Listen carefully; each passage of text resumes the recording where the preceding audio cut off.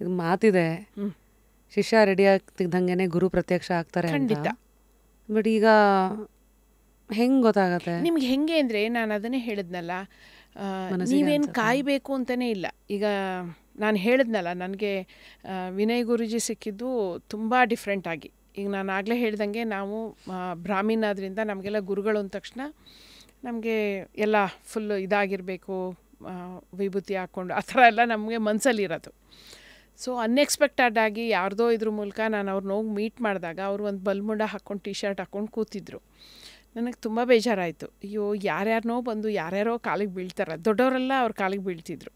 ನಂಗೆ ತುಂಬ ಒಂಥರ ಆಯಿತು, ಏನು ಈ ಥರ ನಮ್ಮ ಜನ ಯಾರನ್ನಾದ್ರೂ ಅವ್ರನ್ನ ನಂಬ್ತಾರೆ ಅಂತಲೇ ನಾನು ಅಂದ್ಕೊಂಡಿದ್ದು. ನನಗೆ ಯಾವುದೋ ಒಂದು ಇದರಲ್ಲಿ ಹೇಳಿದರು, ನಿಮಗೆ ಗುರು ಅಂತ ಸಿಗೋರು ಚಿಕ್ಕ ವಯಸ್ಸಿನವರು ನಿಮ್ಗೊಂದು ಗ್ರಂಥ ಕೊಡ್ತಾರೆ, ಅದಾದಮೇಲೆ ನಿಮ್ಮ ಲೈಫು ಚೇಂಜ್ ಆಗಿಬಿಡತ್ತೆ ಅಂತ. ನಾನು ಎಲ್ಲ ದೇವಸ್ಥಾನಕ್ಕೆ ಹೋದಾಗ ನೋಡೋದು ಯಾರೋ ಬಾಬಾಜಿಗಳು. ಇದು ಯಾರು ಹೇಳಿದ್ದು ನಿಮಗೆ? ಒಂದು ನಾಡಿಶಾಸ್ತ್ರದಲ್ಲಿ ಅದು ತಮ್ಮ ಇಂಪ್ರೆಷನ್ ತೊಗೊಂಡು, ಬಟ್ ಆಮೇಲೆ ನಂಗೆ ಗೊತ್ತಾಯಿತು ತಮ್ಮ ಇಂಪ್ರೆಷನಿಂದ ಕೂಡ ಕುಂಡ್ಲಿ ಹಾಕ್ಬೋದು ನಾವು. ಬಟ್ ಆದರೂ ಅದೊಂದು ಟೆಕ್ನಿಕ್ಕು, ಅವು ಎಲ್ಲ ಅಷ್ಟೇ ಟೆಕ್ನಿಕ್ಕೆ. ಈ ತಾಳೆಗರಿದು ಆಯಿತಾ, ನಾಡಿಶಾಸ್ತ್ರದ್ದು. ಅದರಲ್ಲಿ ಹೇಳಿದರು, ನಾನು ಎಲ್ಲೋದ್ರೂ ನೋಡ್ತಾ ಇದ್ದೆ, ಯಾರೋ ಒಂದೇನೋ ನಮಗೇನು ಅಂದರೆ, ಯಾರೋ ಗ್ರಂಥ ಕೊಡ್ತಾರೆ ಅಂದರೆ ಓಲೆಗರಿರಲಿ ಏನೋ ಕೊಡ್ತಾರೆ ನನಗೆ, ನನ್ನ ಲೈಫ್ ಚೇಂಜ್ ಮಾಡ್ತಾರೆ ಅಂತ. ಬಟ್ ಆಮೇಲೆ ನೋಡಿದ್ರೆ ಒಂದು 2-3 ಸರಿ ಆದಮೇಲೆ ಏನೇನೋ ಎಲ್ಲ ಚೇಂಜಸ್ ಮಾಡಿದ್ರು ಗುರುಗಳು. ನಾನು ಆಗ ಆ್ಯಕ್ಚುಲಿ ಟಾರೋ ಬಿಟ್ಟೇ ಬಿಡಬೇಕು ಅಂತ ಮಾಡಿದ್ದೆ, ಯಾಕಂದರೆ ತುಂಬ ಸ್ಟ್ರೆಸ್ ಇತ್ತು ನನಗೆ. ಜನನ ಬಂದು ಅವ್ರ ದಿನ ಹೇಳೋದು, ನನಗೂ ಫ್ಯಾಮಿಲಿಲಿ ಬ್ಯಾಲೆನ್ಸ್ ಮಾಡಿಕೊಂಡು ಮನೇಲೇ ಹೇಳ್ತಾ ಇದ್ದೆ. ಸೊ ಕಷ್ಟ ಆಗಿತ್ತು, ಬಿಡೋಣ ಅಂತ ಪ್ಲ್ಯಾನ್ ಇದ್ದಾಗ ಇವ್ರು ನಂಗೆ ಸಿಕ್ಕಿದ್ದು. ಅವ್ರು ಒಂದೇ ಮಾತು ಹೇಳಿದ್ದು, ಯೂನಿವರ್ಸು ನಿನ್ನನ್ನು ಸೆಲೆಕ್ಟ್ ಮಾಡಿದೆ, ನೀನು ಯಾರು ಅದನ್ನು ಬಿಡೋಕ್ಕೆ? ನೀನು ಬಿಡೋಂಗಿಲ್ಲ, ನೀನು ಜನಕ್ಕೆ ಹೇಳೋದಿದೆ. ಸೊ ನೀನು ಇನ್ನೊಂದು 2 ತಿಂಗಳಲ್ಲಿ ನೀನು ಒಂದು ಆಫೀಸ್ ಓಪನ್ ಮಾಡ್ತೀಯಾ, ಬಿಡಬೇಡ ಹೋಗು ಅಂತ ಹೇಳಿದ್ರು. ಅವ್ರು ಹೇಳ್ದಂಗೆ ಒಂದು 2 ತಿಂಗಳಿಗೆ ಇನ್ನೊಂದು ಮನೆ ರೆಂಟ್ ಮಾಡಿ ನಾನು ಆಫೀಸ್ ಮಾಡಿಕೊಂಡೆ.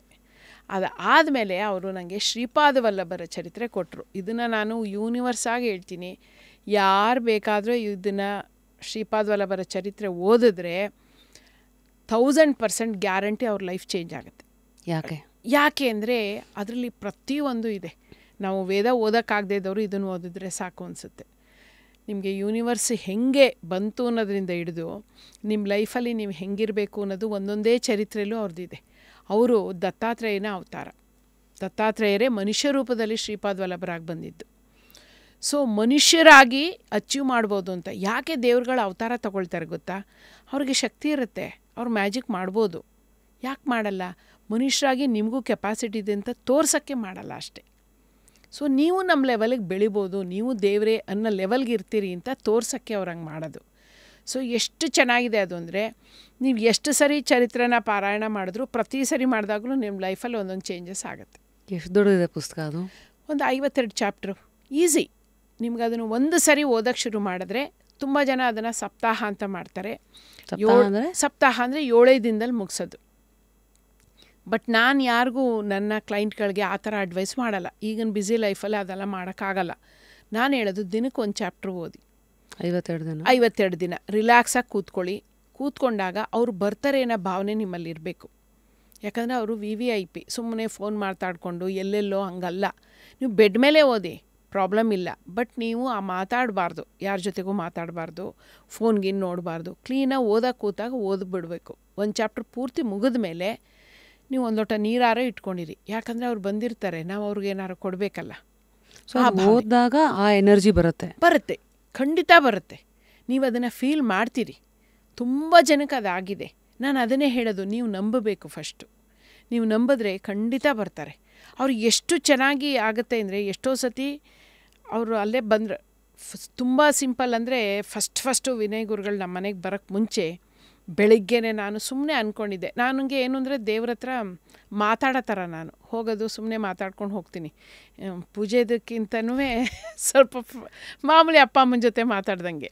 ಸೊ ಅವ್ರದ್ದು ಇದನ್ನು ನೋಡಿಕೊಂಡು ನಾನು ನಿಜವಾಗ್ಲೂ ನಿಮಗೆ ಕನೆಕ್ಟ್ ಆಗಿದ್ದರೆ ಇವತ್ತು ಗುರುಗಳು ನಮ್ಮ ಮನೆಗೆ ಬರೋಂಗೆ ಮಾಡಿ, ಮತ್ತು ನೋಡೋಣ, ನೀವು ಗುರುಗಳ ರೂಪದಲ್ಲಿ ನಮ್ಮ ಮನೆಗೆ ಬರಬೇಕು.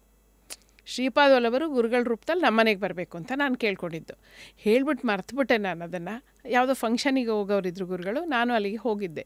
ಎಲ್ಲ ಆಯಿತು, ನಾನು ಹೊರಟೆ. ಆವಾಗ ಇನ್ನೊಬ್ರು ಹೇಳಿದ್ರು ಗುರುಗಳು ಕರಿತಿದ್ದಾರೆ ಬರಬೇಕಂತೆ. ನಾನು ಹೋದೆ. ಏನು ಅಂದೆ, ಮನೆ ಕರೆದ್ಬಿಟ್ಟು ಹಂಗೆ ಹೋಗ್ತಿದ್ಯಲ್ಲೇ, ಬೇಡವಾ ನಾನು ಮನೆಗೆ ಅಂದರು. ನಾನು ಶಾಕು. ಇವ್ರಿಗೆ ನಾನು ಹೇಳೇ ಇಲ್ವಲ್ಲ, ಕರೆದೇ ಇಲ್ವಲ್ಲ, ನಾನು ಗುರುಗಳನ್ನ ಕರೆದಿರಲಿಲ್ಲ. ನನಗೆ ಅರ್ಥನೂ ಆಗಲಿಲ್ಲ. ಒಂದು ಸ್ವಲ್ಪ ಹೊತ್ತು ವೆಯ್ಟ್ ಮಾಡಿದೆ. ಆಮೇಲೆ ಇಳಿದು ಅವ್ರ ಕಾರಲ್ಲೇ ಕರ್ಕೊಂಡ್ರು, ನಮ್ಮ ಮನೆಗೆ ಬಂದರು, ಕೂತರು. ನನಗೆ ಏನು ಮಾಡ್ಬೇಕಂತಲೇ ಗೊತ್ತಾಗ್ತಿಲ್ಲ. ಹಾಂ, ಆಲ್ಮೋಸ್ಟು ಅದನ್ನು ನೋಡಿ ನಾವು ಹೆಂಗೆ ಸಂಕಲ್ಪ ಮಾಡಿದ್ರೆ ನಡೆಯುತ್ತೆ ಏನಕ್ಕೆ. ಫಸ್ಟು ನಾನು ಅಂದ್ಕೊಳ್ತಿದ್ದೆ, ನಾನು ಒಬ್ಬಳೇ ಇದ್ದಾಗ ಬಂದರೆ ನಾನು ಚೆನ್ನಾಗಿ ಟ್ರೀಟ್ ಮಾಡ್ಬೋದು ಅವ್ರನ್ನ ಅಂತ. ಸೊ ನಾನಿದ್ದೆ, ನನ್ನ ಫ್ರೆಂಡ್ ಇದ್ದರು ಅಷ್ಟೇ, ಯಾರೂ ಇರಲಿಲ್ಲ ಮನೇಲಿ ಅವತ್ತು.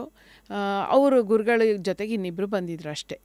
ಪೂರ್ತಿ ಅದು ಹಿಂದಿನ ದಿನ ನಾನು ಯಾಕೆ ಅಷ್ಟೊಂದು ಬ್ರೆಡ್ಡು ಬಿಸ್ಕೆಟು ಏನೇನೋ ತಂದಿಟ್ಕೊಂಡೆ ನನಗೆ ಗೊತ್ತಿಲ್ಲ. ಅವ್ರು ಹೋದ ತಕ್ಷಣ ಒಂದೇ ಹೇಳಿದ್ದು, ಎಲ್ಲ ತಂದಿಟ್ಟಿದೆಯಲ್ಲ ಕೊಡು ಬಾ ಎಲ್ಲರಿಗೂ ಅಂದರು. ನನಗೆ ಆಗ ಹೊಳಿತು, ಇವ್ರಿಗೆ ಪ್ಲ್ಯಾನ್ ಇತ್ತ, ಮೊದಲೇ ಗೊತ್ತಿತ್ತೇನೋ ಗುರುಗಳಿಗೆ ಏನೋ ಥರ. ಇದನ್ನು ಮಾತ್ರ ನಾನು ಹೇಳ್ಬೇಕು ನಿಮಗೂ, ನಮ್ಮದು ಆ್ಯಡ್ ಮಾಡ್ತೀನಿ ಎಕ್ಸ್ಪೀರಿಯೆನ್ಸು. ಇಲ್ಲಿ ನಮ್ಮ ಪಾಡ್ಕಾಸ್ಟಿಗೆ ಬಂದಾಗ ನಮ್ಮ ಮನೆಯೇ ಅಲ್ವಾ, ಮೇಲೆ ಬಂದರು. ನಾನು ಫುಲ್ ಶಾಕ್ ಆಗೋದು. ನಿಂಗೆ ಉಪ್ಪಿನಕಾಯಿ ಇಷ್ಟ ಅಲ್ವಾ ಅಂದರು. ನನಗೆ ಇವ್ರಿಗೆ ಹೆಂಗೆ ಗೊತ್ತು ನನಗೆ ಉಪ್ಪಿನಕಾಯಿ ಇಷ್ಟ. ಆಮೇಲೆ ಹೋದ್ಮೇಲೆ ಕಳಿಸಿದ್ರು. ಅದಿರಲಿ, ಅವ್ರು ನಮ್ಮ ಮನೆ ಮೇಲೆ ಡೈನಿಂಗ್ ಟೇಬಲ್ ಮೇಲೆ ಕೂತ್ಕೊಂಡ್ಬಿಟ್ಟು ಅಲ್ಲಿ 2 ಏನೋ ಕುರುಕ್ಲು 2 ಪ್ಯಾಕೆಟ್ ಇದೆ, ಹೋಗಿ ತೊಗೊಂಬ ಅಂದರು. ಆನೆಸ್ಟ್ಲಿ ನಮ್ಮ ಮನೇಲಿ ಹಿಂಗಂದರೆ ನಾನೇ ಚೀಫ್ ಗೆಸ್ಟು. ನಮ್ಮ ಮನೇಲಿ ನಾನು ಅಡುಗೆ ಮಾಡಲ್ಲ, ಕೆಲಸದಲ್ಲೇ ನಮಗೆ ಪುರ್ಸೋತಿರಲ್ಲ. ಅಲ್ಲಿ ಯಾವ ಡಬ್ಬ ಇದೆ ಅಂತ ನನಗೇ ಗೊತ್ತಿಲ್ಲ. ನಾನು ಅಲ್ಲಿ ಹೋಗಿ ಹುಡುಕ್ತಾ ಇದ್ದೀನಿ. ಅವ್ರಿಗೆ ನಮ್ಮ ಮನೇಲಿ ಇದೆ. ಅವೆಲ್ಲ ನಾನು ನೋಡ್ಬಿಡಂತೂ ಫುಲ್ ಶಾಕು. ಹೆಂಗಪ್ಪ ಇವರು ಇಲ್ಲ. ಅವ್ರು ಯಾವಾಗಲೂ ಅದೇ ಇದೆಲ್ಲ ಆದಮೇಲೆ ನಾನು ಪಿಟ್ಕಾಪುರಕ್ಕೆ ಹೋಗಿ ಪಾದಪೂಜೆ ಮಾಡಬೇಕು ಅಂದರೆ ಶ್ರೀಪಾದ್ ವಲ್ಲಭರದು ಅಂದ್ಕೊಂಡಿದ್ದೆ. ಅಲ್ಲಿ ಯಾಕೆ ಹೋಗ್ತೀಯಾ, ನಾ ಬಂದಿದ್ದೀನಲ್ಲ ಮಾಡು ಅಂದರು. ಆಗ ನನಗೆ ಹೊಳಿತು. ಬೆಳಿಗ್ಗೆ ನಾನು ಕೇಳಿದ್ದೆ ಶ್ರೀಪಾದ್ ವಲ್ಲಭರನ್ನ, ಅವ್ರ ರೂಪದಲ್ಲಿ ನೀವು ನಮ್ಮ ಮನೆಗೆ ಬನ್ನಿ ಅಂತ. ಸೊ ಅವ್ರು ಬಂದರು ಅಂತ ನನಗೆ ಗೊತ್ತಾಯಿತು. ಇದು ಸಣ್ಣದು ಒಂದು, ಈ ಥರದ್ದು 100 ಆಗೋಗಿದೆ ಗುರುಗಳ ಜೊತೆಗೆ ನನಗೆ. ಎಷ್ಟೊಂದು ಹೆಂಗೆ ಅವರು ಪರ್ಸಲ್ಲಿ ಒಂದು ಸರಿ ಚಾಕ್ಲೇಟ್ ಕೊಡೆ ಅಂದರು. ನಾನಂತೆ ನಾನು ಇಟ್ಕೊಂಡಿಲ್ಲ ಗುರುಗಳೇ, ಇದೇ ನಿನ್ನ ಪರ್ಸಲ್ಲಿ ಅಂತ. ಅವರು ನಾನು ಇಲ್ಲ ಅಂತ. ಸೂರ್ಯ ನಿನ್ನ ಪರ್ಸ್ನ ಅಂದರು. ಸೂರ್ಯದೇ 2 ಚಾಕ್ಲೇಟ್ ಇತ್ತು. ಹಾಗೆ ಅವ್ರಿಗೆ ನೀವು ಹೇಳ್ದಂಗೆ ಗೊತ್ತಾಗುತ್ತೆ. ನಾನು ಯಾಕೆ ಹೇಳಿದೆ ನಿಮಗೆ, ಗುರು ಅವರು ಇಷ್ಟಪಟ್ಟರೆ ಅವರು ಕರ್ಸ್ಕೋತಾರೆ ನಿಮ್ಮನ್ನ, ಅವರೇ ಕರ್ಸ್ಕೋತಾರೆ. ನಿಮ್ಗೆ ಅವ್ರು ದಾರಿ ತೋರಿಸ್ತಾರೆ. ನಾವು ಅಲ್ಲಿ ಎಲಿಜಿಬಲ್ ಆಗಬೇಕು, ಕಾಯ್ಬೇಕು ಅಲ್ಲಿ ತನಕ. ನಮ್ಗೆ ಆ ಎಲಿಜಿಬಿಲಿಟಿ ಬಂದ ತಕ್ಷಣ ಅವ್ರು ಅಟ್ರಾಕ್ಟ್ ಆಗ್ತೀವಿ, ನಾವು ಹೋಗ್ತೀವಿ ಆ ಥರ.